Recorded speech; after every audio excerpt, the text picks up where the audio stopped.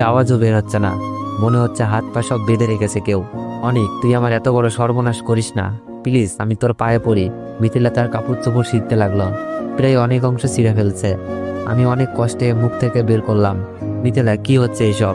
মিথিলা অনেক জোরে চিল্লাচার বলছে, কেউ বাঁচাও, অনেক প্লিজ ছেড়ে দে। আমি যেখানে ছিলাম সেখানেই দাঁড়িয়ে আছি। মিথিলার এমন কাণ্ডে শরীরের শক্তি হারিয়ে ফেলেছি। বাইর থেকে দরজা ধাক্কাতে লাগছে দুলাভাই, আর দরজা খোলার জন্য চিল্লাতে লাগলো। দুলাভাইয়ের চিল্লানি শুনে আব্বু আম্মু ভাইয়া ভাবি সবাই মনে হয় চলে এসেছে। জোরে দরজা ধাক্কাতে ধাক্কাতে দরজা ভেঙে ফেলে সবাই। দরজা খুলতেই মিথিলা আব্বুর পেছনে গিয়ে লুকাই। মিথিলার কাপড় চোপড় ছেঁড়া দেখে আন্দাজ করে ফেলে মিথিলার সাথে খারাপ কিছু হতে যাচ্ছিল।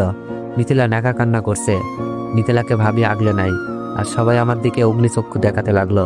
আব্বু আমার সামনে এসেই ঠাস ঠাস করে কয়েকটা চর বসিয়ে দেয়। ভাইয়া এসেও অনেকটা চর মেরেছে। আমি কিছু বলতে যাব সেই সুযোগ নাই, সবকিছু এত দ্রুত হচ্ছিল। মিথিলা, অনেকটা তোমাকে কলেজে যাওয়ার জন্য ডাকতে এসেছিল, তোমাকে এত খারাপ অবস্থা দেখা যাচ্ছে কেন? অনেক কি তোমার সাথে কিছু করেছে? ভাবি হয়তো বিশ্বাস করতে পারছে না আমার মতো ছেলে এমন একটা কাজ করবে।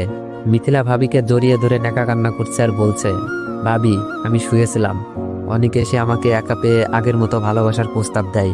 আমি বড় আব্বুকে জানাবো বলাতেই অনেক আমাকে বলে আমি নাকি অনেক মার খাওয়াইছি, তাই আজ তোমার ইজ্জত কেড়ে নিব।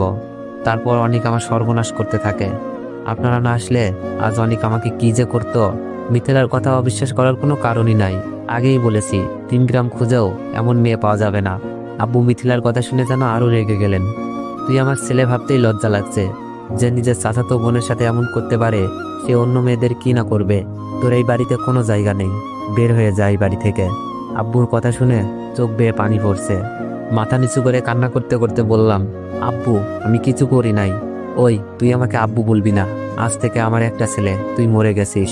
আব্বুর মুখে এই কথা শোনার থেকে মরে যেতে পারলেও অনেক বেশি খুশি হতাম। আম্মুকে বললাম, আম্মু আমি কিছু করি নাই। মিথিলা কথা আটকে দিয়েই আম্মু বলল, জানি না কোন পাপে তোকে পেটে ধরেছিলাম। আম্মুর মুখে কথা শুনে মনে হচ্ছে কলেজা ছিঁড়ে যাচ্ছে।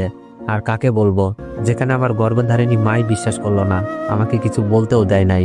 আমি দুলাভাইয়ের দিকে তাকালাম, মুখে শয়তানি হাসি। আর মিথিলা এখানে নেকা কান্না করছে। সুমি আপু চলে এসেছে, যার আদরে আমার বড় হওয়া, যে আপুটা আমাকে আপন ভাইয়ের মতো ভালোবাসে, আমাকে এখনো মুখে খাবার তুলে খাওয়াই। সেই আপুটাও সবকিছু শুনে কান্নায় বুক ভাসাচ্ছে। আজ আমি আপুর চোখও খারাপ হয়ে গেলাম। মিথিলার রুম থেকে বের হয়ে আমার রুমে গিয়ে কাপড় চোপড় গোছাচ্ছি, কারণ এই বাড়িতে আমার জায়গা নেই। আর আমি কোন মুখে থাকবো এখানে, যেখানে সবাই আমাকে দর্শক বলে জানে। কাপড় গোছানো শেষ, রুম থেকে বের হব, এমন সময় ভাবি আমার রুমে আসলো। ভাবিকে দেখে আমি মাথা নিচু করে দাঁড়িয়েছিলাম, কারণ